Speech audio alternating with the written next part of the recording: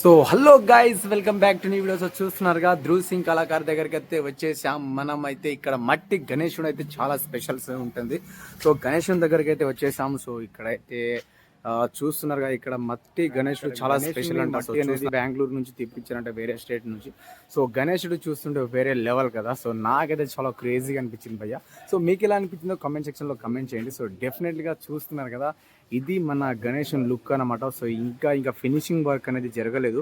So ఇంకా వేరే లెవెల్లో ఉండబోతుంది. ఇంకా ఫినిషింగ్ మొత్తం అయిన తర్వాత సో ఇక అన్ని దానికి సంబంధించిన మొత్తం ఐటమ్స్ అన్ని క్లియర్గా పెట్టేస్తే అప్పుడు క్లియర్గా ఉంటుంది. సో చూస్తున్నారు కదా, దానికి సంబంధించిన చెయ్యి అనమాట. సో మట్టి గణేశుని చేతులు ఇవి. సో చూస్తున్నారు ఎంత పెద్దగా. సో ఇదే గణేశుని మీద ఇట్లా ఇవన్నీ సెట్ చేసిన తర్వాత ఇంకొక 1 వీక్లో ఈ గణేశుడు మొత్తానికి మొత్తం వర్క్ అనేది అయిపోతుంది. అదేవిధంగా ఫినిష్గానే కంప్లీట్ అయిపోతుంది. సో చూస్తున్నారుగా, మట్టి గణేశుని తొండం అయితే చూద్దాం. చాలా అంటే చాలా పెద్దగా అనిపించింది నాకైతే. సో వయ్య నిజంగా వేరే లెవెల్ కదా, ఇంత పెద్ద తొండము. సో ఇదే ఇంత పెద్దగా ఉంది. తర్వాత ఇంకొకటి అయితే సో ఇక్కడ ఇంకొకటి ఉంది. సో ఇదేనమాట. సో దానికి ఇక్కడ అటాచ్ చేస్తారు.